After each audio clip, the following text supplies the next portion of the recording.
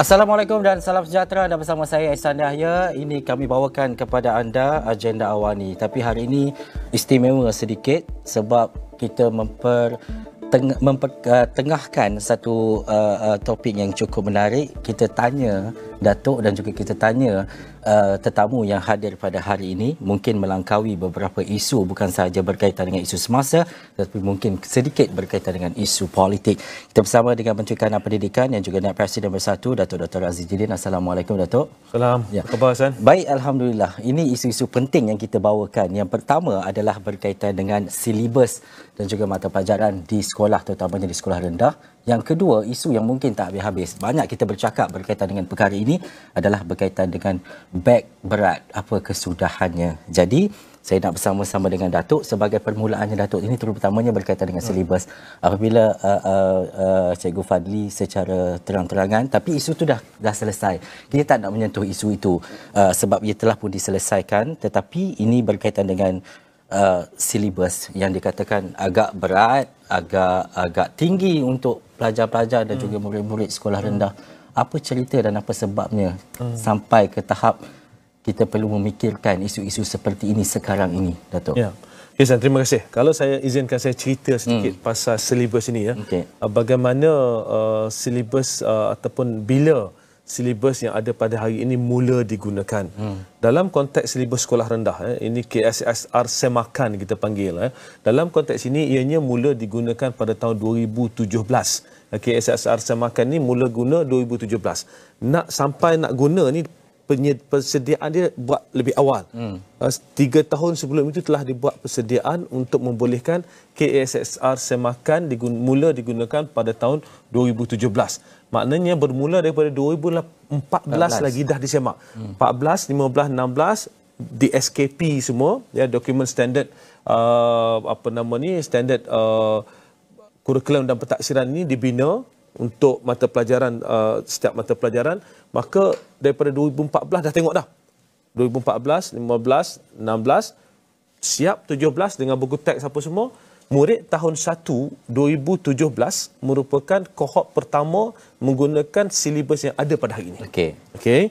Jadi murid tahun 1 2017 mula guna. Murid lain pada tahun 2017 masih pakai silibus lama. Sebab cycle dia nak kena habis silibus lama punya cycle.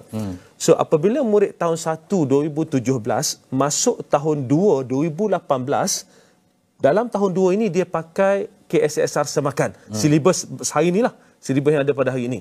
So murid tahun 1 2018 akan guna yang sama juga, ya. So murid tahun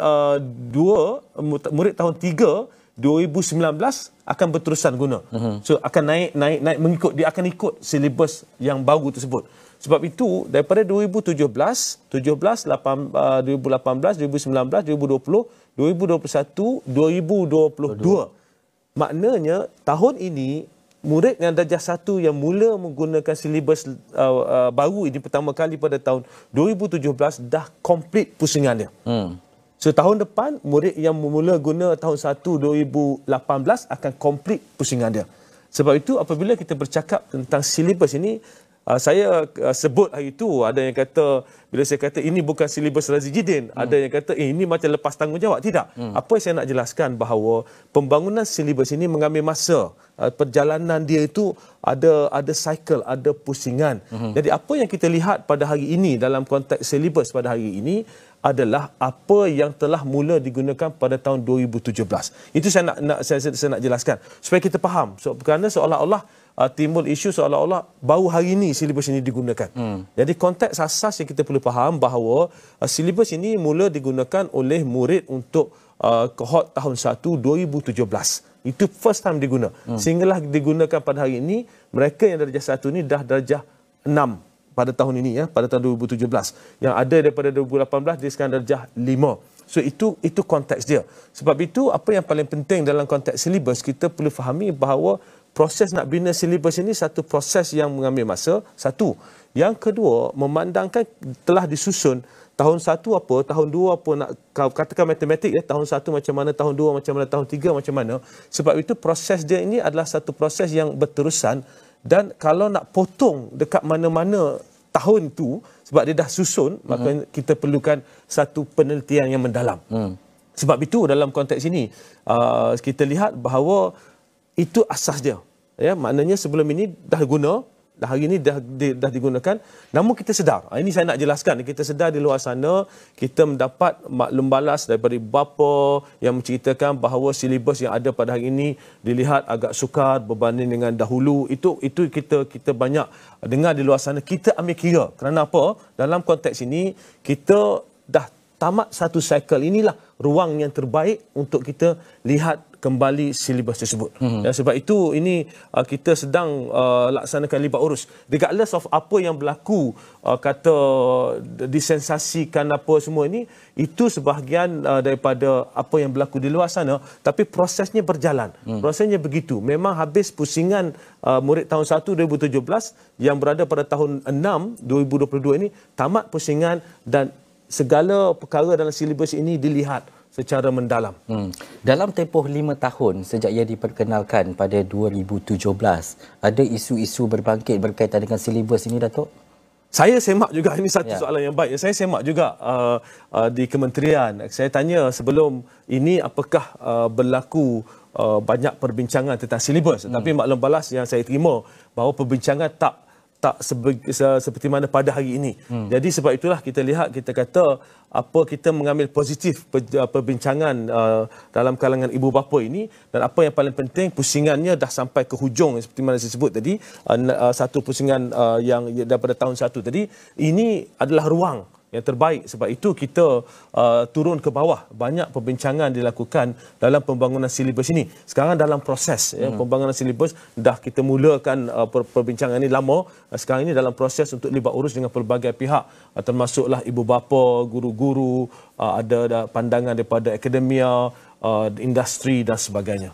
Datuk, ini bila Datuk cerita tadi, itu sejarah dia, bukan satu tempoh yang pendek, bukan ia dibuat hari ini dan juga dilaksanakan hari ini, Datuk. Tetapi mendengar daripada rintihan, mungkin ada daripada komen-komen daripada ibu bapa termasuk guru sendiri, contohnya, apa antara langkah jangka pendek dan segera yang dilakukan oleh pihak Datuk dan juga kementerian untuk atasi isu-isu ini, selagi mungkin tidak ada apa-apa kenyataan yang mungkin boleh menghentikan perkara ini, ia akan terus dibangkitkan dan terus dijadikan bualan? Terima kasih, Hasan. Sebenarnya apabila saya mula masuk ke kementerian tahun 2020, bulan Mac 2020, waktu tu COVID. Mula saya masuk 9 Mac. Kemudian 18 Mac 2020 PKP mula dilaksanakan. Bila kita selesaikan urusan berkaitan dengan COVID dan sebagainya, pada waktu itu dah siap garis panduan apa semua ni, fokus kita adalah untuk melihat tentang silibus. Kita bincang, kita lihat bagaimanakah ruang-ruang, adakah terdapat ruang-ruang untuk kita tambah baik. That's why we get to know bagaimana proses pembangunan silibus itu. Cuma kita lihat ada banyak proses ni kadang-kadang terlalu panjang. This is what I'm trying to explain to the public, because saya tak suka bercerita tentang proses. I would like to talk about the outcomes. Yang saya tak suka bercerita pasal proses nak sampai situ, apa kita buat dan sebagainya. We want to tunjukkan hasil. Sebab itu dalam konteks silibus ini, apabila kita kaji balik proses pembangunan silibus ini, kadang-kadang terlalu panjang, proses pembangunan silibus baru terlalu panjang, dan apa yang kita ingin lihat adalah supaya proses ini kita dapat pendekkan, mengambil kira kalau terdapat urgent atau sesuatu perkara yang kena address segera. Jadi ada konteks-konteks tertentu apabila dunia berubah pada kadar yang jauh lebih cepat. Kalau dulu lain, dulu digitalisasi ini tak seperti mana pada hari ini. Sekarang ini dunia berubah dalam keadaan yang berbeza, begitu cepat sekali. Kalau kita tidak berubah sejajar dengan perubahan di persekitaran, mungkin silibus tertentu ini akan agak ketinggalan.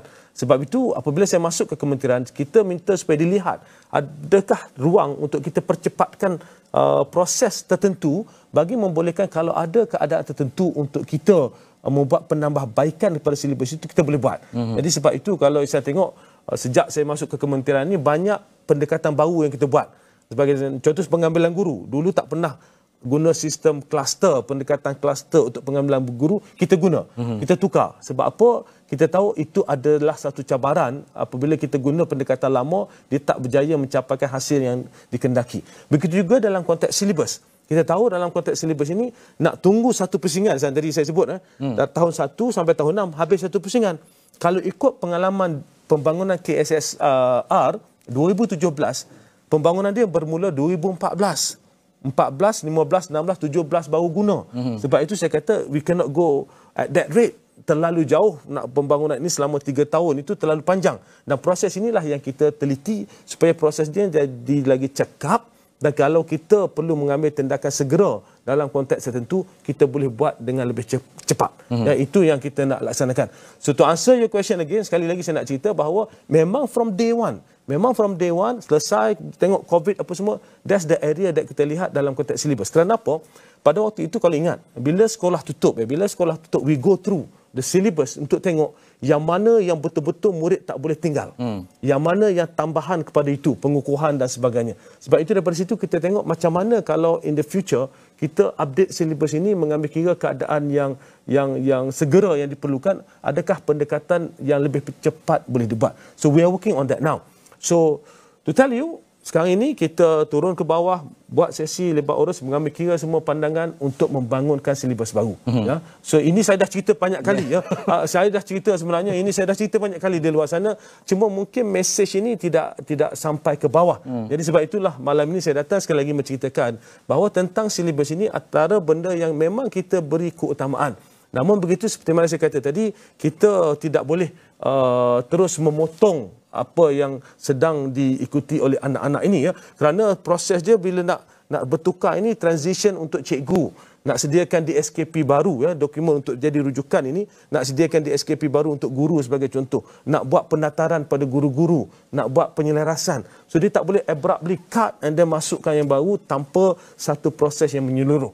Sebab itu saya mohon jasa baik ibu bapa di luar sana untuk bersama-sama dengan kita. We are working on that. Kita sedang usahakan perkara ini, bahkan kita telah lihat lama untuk meneliti perkara ini, macam mana nak menambah baik proses itu sendiri dan juga menambah baik silibus itu juga. Ya. Baik Datuk, seketika nanti ada sikit lagi kita nak sambung berkaitan dengan silibus ini, dan lepas itu kita akan fokus kepada isu beg berat dalam kalangan murid dan juga pelajar. Baik, kembali dalam agenda awal ni, isu beg berat, isu silibus dan juga mata pelajaran pelajar di peringkat sekolah rendah. Pastinya kita bincangkan bersama dengan Datuk Dr. Razi Jidin bersama-sama saya di studio. Datuk, sikit lagi berkaitan dengan silibus ini. 2020 Datuk mendarajui dan juga mengepalai Kementerian Pendidikan.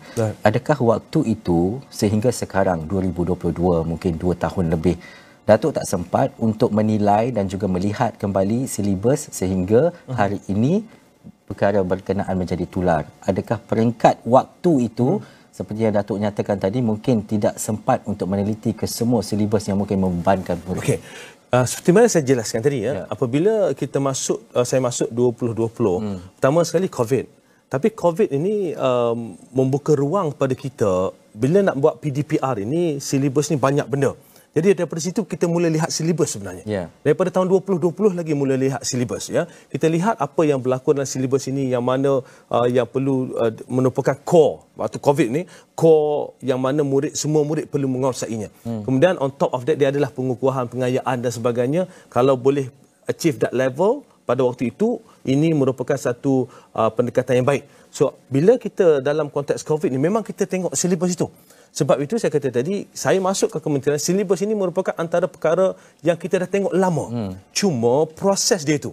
Sebab itu saya kata tadi, proses dia, walaupun kita teliti silibus itu, kita ambil pandangan, kita tidak boleh terus memotong mana-mana silibus secara terus. Kerana bila nak tukar silibus ini, kena sediakan DSKP sebagai contoh, ya, dokumen standard untuk kurikulum dan pentaksiran itu nak kena sediakan, dan buat penataran dengan guru-guru, kena fahamkan guru-guru bagaimanakah kaedahnya, pendekatannya dan sebagainya sebelum turun ke bawah dan mula dilaksanakan di sekolah. Jadi banyak proses dia. Penyediaan buku teks sebagai contoh. Ianya mengambil masa. Dan dalam proses ini juga, as I said, kita melihat bukan setakat silibus, ya, kepada proses untuk menyiapkan buku teks. Daripada situ juga kita lihat, ini let me be very frank lah, terdapat kelemahan dalam proses konteks yang hendak disampaikan dalam DSKP. Jadi cikgu-cikgu fahamlah berkaitan dengan DSKP ni. DSKP konteks nak sampaikan itu dan juga macam mana diterjemahkan dalam buku teks itu kadang-kadang dia tak begitu selari. Yang ini as I said, ini bukan baru, silibus baru. Ini buku teks mula digunakan pada tahun 2017. Ya. So what I'm trying to say here, we are not blaming anyone. Tetapi the whole proses itu perlu diteliti semula. Sebab itu saya kata saya masuk ke kementerian ini untuk melihat the core business process yang mana kita kena lihat semula untuk kita pastikan silibusnya macam gini, DSKP-nya macam gini.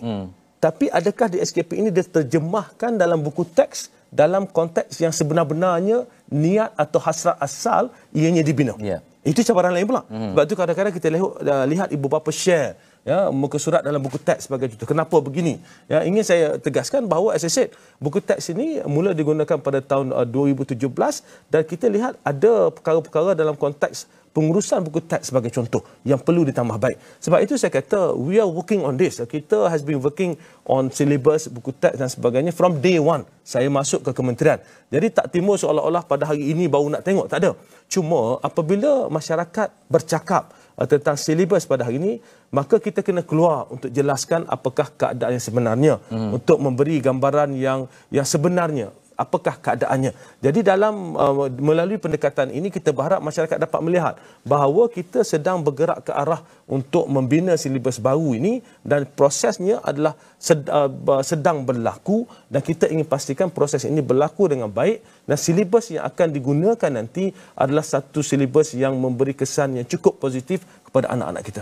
Datuk, bila kita bercakap berkaitan dengan orang politik, dia akan mempolitikkan apa sahaja isu, termasuk isu berkaitan dengan akademik, dengan pendidikan dan sebagainya.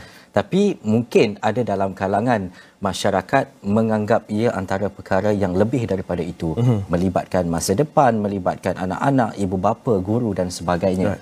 Tetapi daripada perbincangan kita berkaitan dengan silibus ini, apa janji kementerian dan juga Datuk khususnya dalam mengatasi dan juga memastikan isu ini dapat diselesaikan dengan kadar segera? Sebab tu saya kata, saya selalu sebut bila saya masuk ke kementerian, fokus saya adalah untuk melihat kepada perkara-perkara struktur.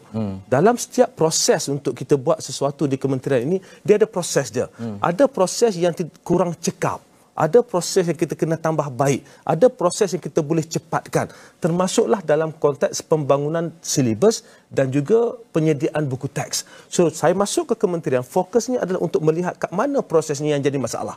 Apa yang paling penting adalah kita betulkan proses ini supaya in the future, pada masa yang akan datang, bila berlaku keadaan perlu, as I said tadi, katakan dunia berubah cepat. Kalau kita nak tunggu cycle habis betul-betul satu cycle, baru kita nak teliti, maka ianya mengambil masa yang panjang.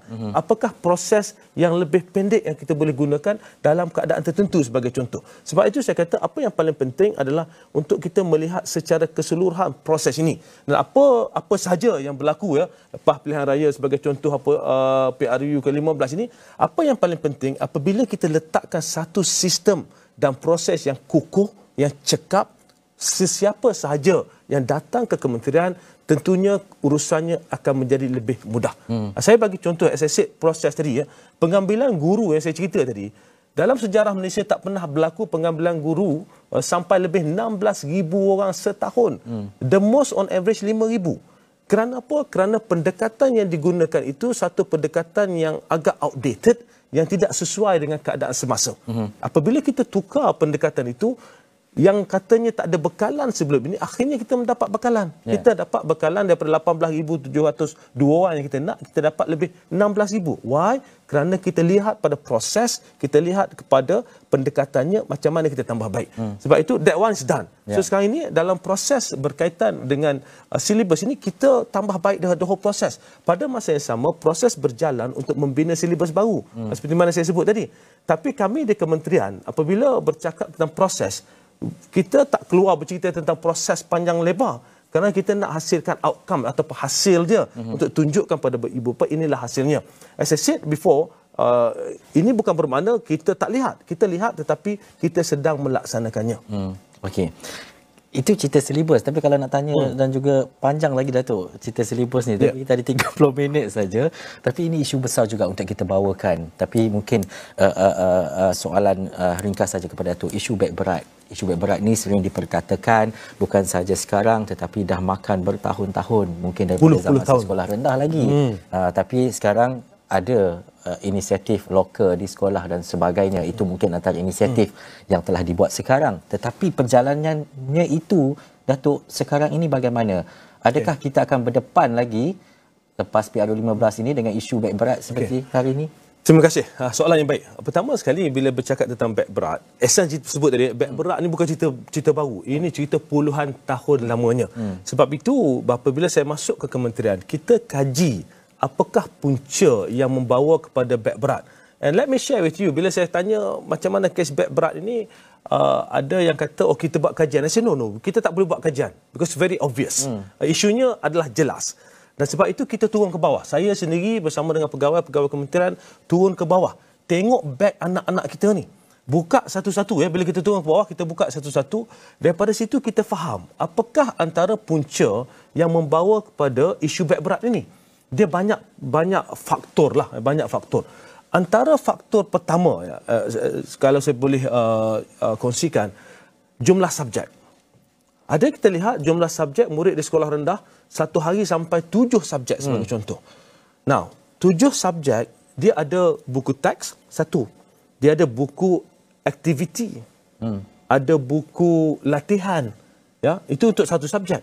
Dan buku latihan pula, kalau sesetengah mata pelajaran, ada saya turun ke sekolah sampai 6. Satu mata pelajaran, 6 buku latihan. Ya, ada buku aktiviti macam-macam yang dibawa, yang dibeli di pasaran dan sebagainya, dibawa ke sekolah. Sebab itu kita tengok secara keseluruhan dan kita balik bincang. Ini merupakan satu proses yang panjang. Kita bincang, kita tengok teliti betul-betul, kita turun ke bawah. And then ada juga yang bawa baju, katakan nak pergi kelas baju sukan. Ada yang nak pergi kelas Fardu Ain bawa baju kafas. We will look into all the details. Dan kita sampai satu tahap kita kata, now kita faham masalah. Bila nak selesai masalah ni dalam konteks pendidikan, kita kena betul-betul faham apakah faktor yang menyumbang kepada masalah beg berat ini. Dia banyak faktor lah. Tapi kita faham masalah ini, kemudian kita balik, kita pada 6 Mac 2022 yang lepas, saya dah jelaskan 7 inisiatif beg berat. Ada 7 inisiatif yang kita perkenalkan tentang beg berat ni. Inisiatif pertama, biasanya orang sentuh yang pertama saja. Dia ada 7. Inisiatif pertama yang kita selalu sebut adalah berkaitan dengan penyediaan loka. Penyediaan loka untuk sekolah 2 sesi. Itu kena jelas. Penyediaan loka untuk sekolah 2 sesi. Kerana apa? Kalau sekolah 1 sesi tak apa. Yang tak bawa tu dia letak dalam laci bawah meja. Tapi sekolah 2 sesi tak boleh sebab petang ada murid lain yang pakai kelas tersebut. Maka kita pada 6 Mac 2022 kita maklumkan bahawa kita akan sediakan loka di sekolah 2 sesi mengikut fasa. Fasa 1 dan fasa 2. Hari ini hampir 40% telah dipasang. Tak pernah berlaku dalam sejarah kementerian kita bekalkan loka. Tak pernah berlaku. Tapi as I said, pendekatan kita melihat apakah keadaan sebenar dan bagaimanakah cara penyelesaiannya. Sebab itu 44% fasa pertama ni di 626 buah sekolah kita akan selesaikan dalam masa terdekat. Kemudian tahun depan akan ada fasa kedua untuk yang selebihnya. Jadi apa yang paling penting, itu baru satu ya. Itu baru satu. Kemudian kita laksanakan yang kedua, kita kata... Tapi kita ada 1 minit je. 1 minit je. Untuk 7. Okey, saya bagi yang kedua lah. Yang kedua. Yang kedua ni kita kata, kita hadkan jadual waktu untuk mata pelajaran di sekolah ini bagi tahap 1, tahun 1, 2, 3 ini kita hadkan kepada 3 atau 4 mata pelajaran.